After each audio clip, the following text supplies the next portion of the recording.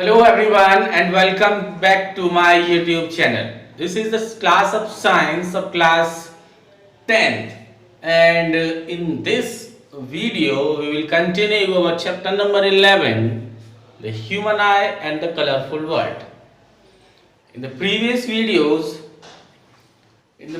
video we studied about the refraction through prism and what is the difference between the refraction through a prism or the refraction through a glass slab. And we draw a figure and show how the light ray refract from a glass prism. हमने यहाँ पर एक prism को draw करके उसके ऊपर आपको पूरा तरीके से बताया था कि किस तरीके से इंसिडेंट रे स्ट्राइक करती है, रिफ्रैक्ट होती है और फिर से रिफ्रैक्शन होने के बाद इमर्जेंट रे की फॉर्म में कन्वर्ट हो जाती है। और ग्लास प्रिज्म के केस में इंसिडेंट रे और इमर्जेंट रे एक दूसरे के पैरेलल नहीं होती हैं। वहीं पर ग्लास स्लैब के केस में बात करेंगे और मैंने आपको ये बताया था कि इंसिडेंट रे और इमर्जेंट रे के ग्लास स्लैब के केस में एक दूसरे के पैरेलल होती हैं। तो ये दोनों के बीच में अंतर देखने को वहाँ मिलता है और उसके बारे में हम लोग पहले से बात कर चुके हैं। The refraction take place on the basis of the refractive index. Refractive index होगा तो रिफ्रैक्शन प्रोसेस होता है और अगर रिफ्रैक्टिव इंडेक्स नहीं होता तो रिफ्रैक्शन प्रोसेस भी नहीं होता है। जी हमने पढ़ा होगा लाइट में चैप्टर नंबर 10 के अंदर। Now in this video we will start with another process known as dispersion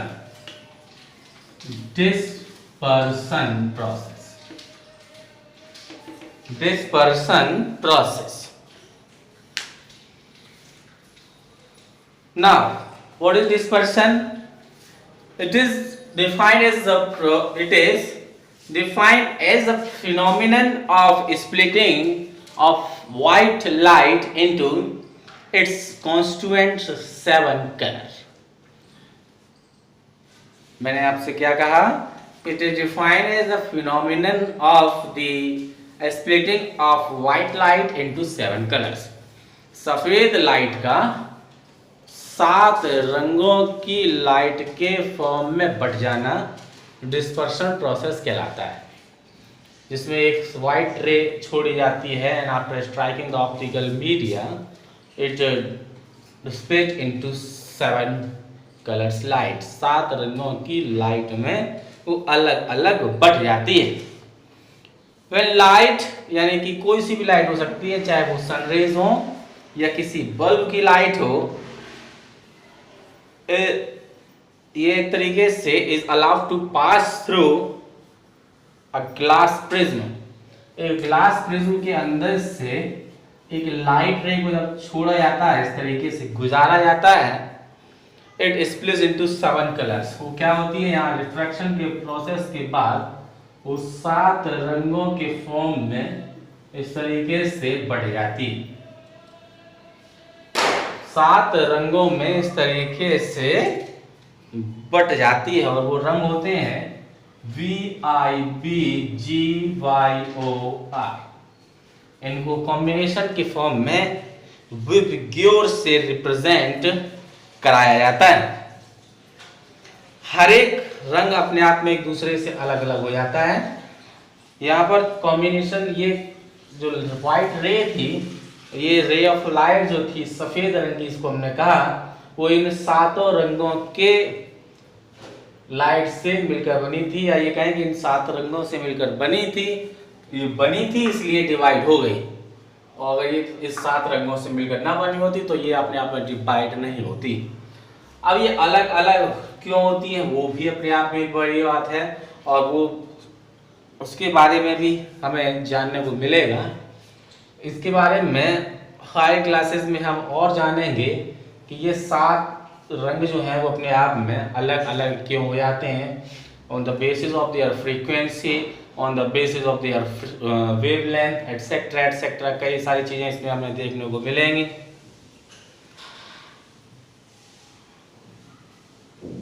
जब ये वाइट रे ऑफ लाइट जो है जब इस प्रिज्म के अंदर एंटर करती है, then get refracted by different angle due to which different color is obtained on the screen। अलग अलग एंगल से रिफ्रैक्ट हो जाती है और अलग अलग एंगल से रिफ्रैक्ट होने के बाद वो इस तरीके से 7 रंगों में बढ़ जाती है। इसमें ये 7 रंग हमें देखने को मिलते हैं। वो कौन कौन से रंग हैं? ये है अपने आप में violet, indigo, violet, indigo, blue, green, yellow, orange and red. सबसे ऊपर मिलता है रेड, सबसे नीचे मिलता है वायलेट यानी कि बैंगनी रंग। इसी क्रम में हमेशा रंग आपको मिलेंगे।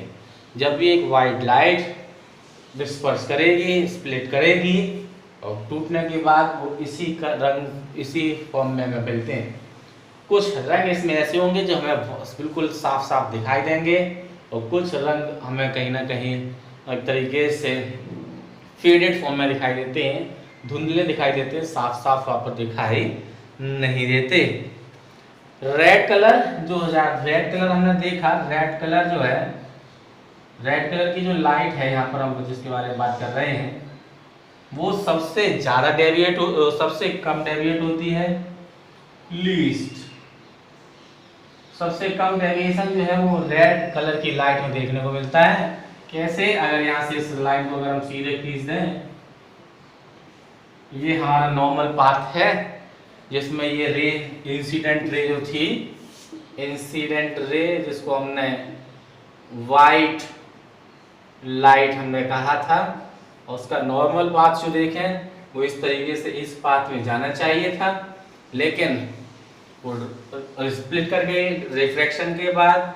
तो सबसे पहले जो मिली वो क्या थी? रेड। तो वो रेड जो मुड़ी है वो तो केवल इतने ही एंगल से मुड़ी है। यहाँ देखें इतना है, इसको देखें तो इस लाइट में, इस रे ऑफ लाइट में और इस रे में, दोनों में अंदर देखें और इससे लेके इस वाले के अंदर देखें तो ये इससे इसका डिफरेंस ज्यादा और इससे इसका डिफरेंस जो है वो कम है। तो जब डिफरेंस की बात की मेजर करेंगे तो ये डिस्टेंस अपने आप में कम है, तो सबसे कम ये जो डेविएट होती है। सबसे कम जो है विचलन जो है वो रेड, सबसे कम जो मुड़ती है वो रेड है और सबसे ज्यादा जो मुड़ती है वो वायलेट है। मैक्सिमम डेविएट वायलेट कलर जो है वो उसके अंदर मैक्सिमम डेविएशन देखने को मिलता है। ठीक है यहां तक। इसके बाद और अगर आगे चलें तो अगर एक और प्रिज्म अगर यहां पर इसमें लगा दिया जाए, यानी कि एक प्रिज्म जिससे ये व्हाइट लाइट 7 कलर्स में डिवाइड हुई, इस तरीके से डिवाइड हुई और इसके पाथ में दोबारा से एक और प्रिज्म लगा दिया जाए, एक और प्रिज्म इस तरीके से लगा देते हैं, तब जो आगे हमें एक रे मिलेगी वो अपने आप में एक वाइट रे ही मिलेगी। यानी कि ये क्या कह सकते हैं इसमें कि एक वाइट लाइट से वाइट रे ऑफ लाइट से हमें मिलेंगे 7 कलर्स और 7 कलर्स से दोबारा से हमें वाइट रे ऑफ लाइट हमें मिल जाएगी। सफेद लाइट 7 रंगों में बट जाएगी और 7 रंग दोबारा से कंबाइंड होकर व्हाइट रे ऑफ लाइट बना लेते हैं। इसकी एक एप्लीकेशन की अगर हम बात करें कहाँ में ये देखने को मिलता है? तो रेनबो फॉर्मेशन एक बड़ा इसका एग्जाम्पल है। अक्सर रेनबो आपने बनता हुआ देखा होगा। आफ्टर इट रेन सावर के बाद जब बरसात एक तरीके से हो जाती है, तो बरसात के बाद आसमान में बादलों में हमें क्या एक इंद्रधनुष यानी कि रेनबो बनता हुआ दिखाई देता है। और रेनबो फॉर्मेशन भी इस डिस्पर्सन प्रोसेस के बाद ही होता है। डिस्पर्सन प्रोसेस के कारण ही वहां पर रेनबो फॉर्मेशन भी होता है। It is formed due to the dispersion of white sunlight by raindrops in the atmosphere. जो भी एटमॉस्फेयर था, एटमॉस्फेयर के अंदर हम बात कर रहे हैं रेनबो की। अब जब एटमॉस्फेयर के अंदर कुछ ड्रॉप्स वाटर ड्रॉपलेट मौजूद होते हैं, ये वाटर ड्रॉप है, एक पानी की बूंद जो एटमॉस्फेयर के अंदर मौजूद रहती हैं, it works as a prism. ये प्रिज्म की तरह बिहेव करती हैं और इसके ऊपर भी वाइट रे ऑफ लाइट जब पड़ता है, वाइट रे ऑफ लाइट जब इसके ऊपर पड़ती है, तो इसके कारण भी इसमें से भी जब वो गुजरती है, गुजरने के बाद वहाँ पर 7 रंगों के फॉर्म में वो बनते हुए दिखाई देती है। और वहाँ पर भी एक रेनबो फॉर्म हो जाता है, एक इंद्रधनुष जो है अपने आप में बन जाता है। तो यहाँ पर ये जो रेन ड्रॉप है यानी कि वाटर ड्रॉप जो एटमॉस्फेयर के अंदर मौजूद थी, वो एक छोटे से ग्लास प्रिज्म की तरह बिहेव करती है, वर्क करती है, और रेनबो इसी ड्रॉप के कारण वहाँ पर बन पाता है। It always formed opposite to the sun. Rainbow always formed opposite to the sun. ये सन के हमेशा विपरीत दिशा में बनता है। सन की विपरीत दिशा में हमेशा रेनबो फॉर्म होता है, उसी दिशा में नहीं बनता जहां पर सूरज निकल रहा होगा। सूरज के अपोजिट डायरेक्शन में हमेशा रेनबो फॉर्मेशन देखने को मिलता है। जैसे ये व्हाइट लाइट इस रेन ड्रॉप के अंदर एंटर करती है, different colour rays are refracted through different angles. अलग अलग जो मैंने अभी आपको दिखाई है, ये अलग अलग एंगल से अपने आप में मुड़ जाती हैं। अलग अलग एंगल से ये अपने आप में क्या मुड़ जाती हैं और रेनबो फॉर्मेशन वहां पर हमें दिखाई देता है।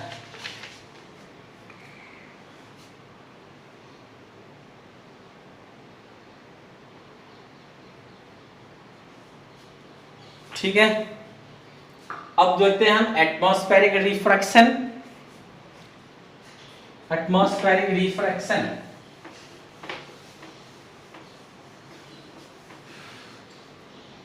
उससे पहले आपको बता दूं कि जो व्हाइट लाइट स्प्लिट करती है, स्प्लिट इनटू 7 कलर्स, उस प्रोसेस को हम डिस्पर्सन कहते हैं। और जो 7 colours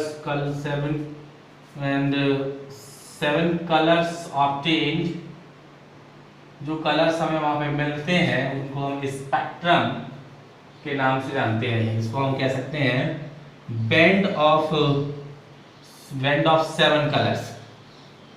band of 7 colours is known as spectrum. 7 रंग जो हमें मिले वो स्पेक्ट्रम है, और एक सफेद लाइट के द्वारा ये 7 रंगों का बन प्रोसेस को हम डिस्पर्सन कहते हैं, और 7 रंग जो मिलते हैं वो स्पेक्ट्रम है।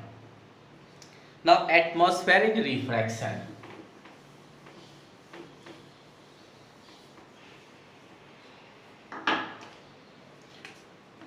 एटमॉस्फेरिक रिफ्रैक्शन, अब ये एटमॉस्फेरिक रिफ्रैक्शन क्या है, ओके, कैसे देखने को मिलता है? It is due to the different layers of atmosphere having varying densities. Atmosphere के रिफ्रैक्शन जो है उसका कारण क्या है? एटमॉस्फेरिक रिफ्रैक्शन क्यों होता है? It is due to the different layer of atmosphere. It is due to the different layers of atmosphere having a different density, having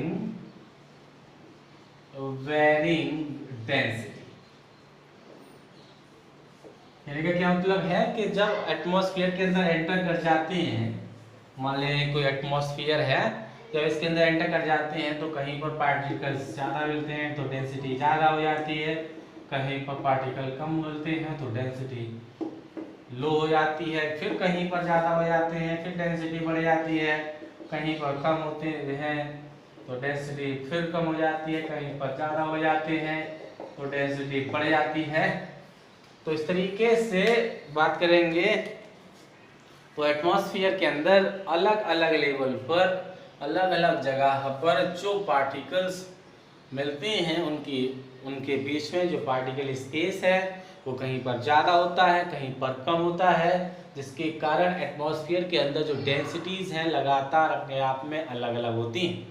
और जब एक रे ऑफ लाइट उन अलग अलग जगहों से गुजरती है, उसके रास्ते में जब वो रे ऑफ लाइट चलती है एक जगह से तो वो कई सारे पॉइंट से होकर गुजरती है, तो रास्ते में कहीं उसको ज़्यादा डेंसिटी मिलती है, कहीं उसको कम डेंसिटी मिलती है, तो उसके कारण जो रिफ्रैक्शन होता है उस रिफ्रैक्शन को हम एटमॉस्फेरिक रिफ्रैक्शन के नाम से जानते हैं।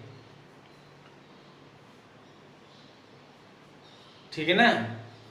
अर्थ सरफेस के नज़दीक में बात करेंगे तो वहाँ पर डेंसिटी अपने आप में ज़्यादा होती है, तो वहाँ पर हम डेंसर मीडियम देखेंगे, और उससे अर्थ सरफेस से बाहर देखेंगे डिस्टेंस और ज़्यादा ऊपर देखेंगे, सरफेस से काफ़ी ऊपर निकल जाते हैं तो वहाँ पर रेयर मीडियम बन जाता है। तो लगातार जो वाइट रे ऑफ लाइट है जो कहीं से आ रही होती हैं उसकी वो कभी रेयर मीडियम से गुजरती है, कभी डेंसर मीडियम से गुजरती है, फिर रेयर से फिर डेंसर से, इस तरीके से लगातार वो फ्लक्चुएट होते हुए एक तरीके से नज़र आएगी। और एक तरीके से कहते हैं कि उसी को एटमॉस्फेरिक रिफ्रैक्शन के तौर पर जानते हैं। वो रिफ्रैक्शन प्रोसेस है जो कि एटमॉस्फेयर के अंदर पाए जाते हैं या होते हैं। इसी एटमॉस्फेरिक रिफ्रैक्शन के बेस पर ट्विंकलिंग ऑफ स्टार्स यानी कि स्टार्स का टिमटिमाना पाया जाता है। जो स्टार्स हैं उनकी लाइट कभी हमारे पास आती है, कभी नहीं आती है, कभी आती कभी नहीं आती, कभी ज़्यादा आती कभी कम आती, कभी नहीं आती कभी ज़्यादा आती कभी कम। तो इस तरीके से वो एक तरीके से टिमटिमाती हुए नज़र आते हैं। ऐसा लगता है कि कोई जो बल्ब है वो कभी जल रहा है कभी बुझ रहा है, जब कभी जल रहा है कभी बल्ब, कभी स्विच ऑन कभी स्विच ऑफ, कभी स्विच ऑन कभी स्विच ऑफ। इस तरीके से लगातार वो हमें दिखाई देता है। Why? It is because of the atmospheric refraction, because of the light which is comes from the stars passes through the so many mediums. Someone is rare, other one is denser, कभी rare मिलेगा कभी denser मिलेगा, कभी particle density ज़्यादा होगी कभी particle density कम होगी। तो इस तरीके से जब डेंसर मीडियम से गुजर रहा होगा तो लाइट कम दिखाई देगी, जब रेयर मीडियम से गुजर रहा होगा लाइट ज़्यादा आती है। तो इस तरीके से वो हमें टिमटिमाते हुए नजर आते हैं। होता क्यों है? All because of the atmospheric refraction. Now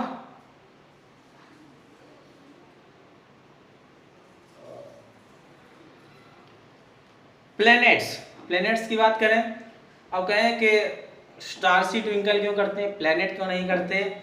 because of planets are very close to us in comparison to the distance between the stars and the earth is very, अगर आप बात करेंगे बहुत ज़्यादा है। प्लैनेट्स और अर्थ के बीच का जो डिस्टेंस है वो कम है, प्लैनेट्स और जो स्टार्स हैं उनके बीच का जो डिफरेंस, अर्थ और स्टार्स के बीच का डिस्टेंस ज़्यादा, वहीं पर अर्थ और प्लैनेट्स के बीच का डिस्टेंस कम है। तो वो काफ़ी ज़्यादा डिस्टेंस से आता है लाइट, तो इस कारण से वो कई सारे मीडियम से जब गुजरता है तो वो हमें टिमटिमाती हुई नज़र आती है। लेकिन जब प्लैनेट्स की बात करेंगे तो वो हमारे काफ़ी नज़दीक हैं, तो उनको ज़्यादा मीडियम से नहीं गुजरना पड़ता है, इसलिए उनकी लाइट हमें कभी ऐसा नहीं लगता कि कभी आ रही कभी जा रही, कभी आ रही कभी जा रही है। और दूसरा ये है कि प्लैनेट्स की अपने आप में खुद की अपनी लाइट भी नहीं होती है, तो इस तरीके से प्लैनेट जो हमें वो ट्विंकल करते हुए दिखाई नहीं देते, क्योंकि वो हमारे काफ़ी नज़दीक हैं। आगे अगर इसमें बात करें तो सनसेट और सनराइज के समय, during the sunset and sunrise the ray of light travel through maximum length of atmosphere. तो जो रे ऑफ लाइट्स हैं उनको काफ़ी ज़्यादा डिस्टेंस कवर करना पड़ता है और रिफ्लेक्शन मैक्सिमम हो जाता है। सनसेट और सनराइज के समय पर जो लाइट को डिस्टेंस कवर करना पड़ता है वो अपने आप में काफ़ी ज़्यादा हो जाता है, और ज़्यादा होने जितना ज़्यादा डिस्टेंस होगा उतना ही ज़्यादा मीडियम से उसको गुजरना पड़ेगा, और जितने ज़्यादा मीडियम से गुजरेगी उतना ही ज़्यादा रिफ्लेक्शन उसको देखने को मिलेगा, यानी कि उस लाइट के अंदर उतना ही ज़्यादा रिफ्लेक्शन होगा। इसलिए जो एक तरीके से इमेज हमारे आँख के नज़दीक बनती है वो अपने आप में बड़ी होती है। किसी भी जो जिस चीज़ को हम देख रहे हैं तो वो हमें अपने आप में कैसी बड़ी दिखाई देती है। इसलिए सनराइज के समय पे और सनसेट के समय पे जो सूरज है वो अपने आप में हमें कैसा बड़ा दिखाई देता है। क्यों? क्योंकि लाइट को ज़्यादा डिस्टेंस कवर करना पड़ता है, तो ज़्यादा डिस्टेंस कवर करने के चक्कर में ज़्यादा रिफ्लेक्शन होगा, और उस रिफ्लेक्शन के कारण ही जो उस सन की जो इमेज है वो अपनी जगह से हटी हुई नज़र आती है, इस कारण से वो हमें बड़ा दिखाई देता है। आगे और एक क्वेश्चन की बात करें तो जो सन है वो एक्चुअल सनराइज और सनसेट से 2 मिनट पहले और 2 मिनट बाद तक दिखाई देता रहता है। निकलने से 2 मिनट पहले दिखाई देने लगता है और सनसेट के बाद 2 मिनट तक हमें दिखाई देता रहता है। क्यों? The sun is visible to us about 2 minutes earlier than the actual sunrise or sunset due to the atmospheric refraction. उसका कारण भी एटमॉस्फेरिक रिफ्रैक्शन ही है।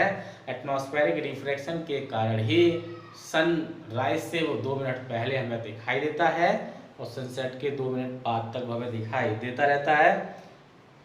The sun is seen 2 minutes earlier than the sunrise when it comes close to the horizon, क्योंकि वो एकदम horizon पर आ जाता है, यानी कि लाइन ऑफ साइट में आ जाता है, जिससे कि वो हमें 2 मिनट पहले दिखाई देने लगता है।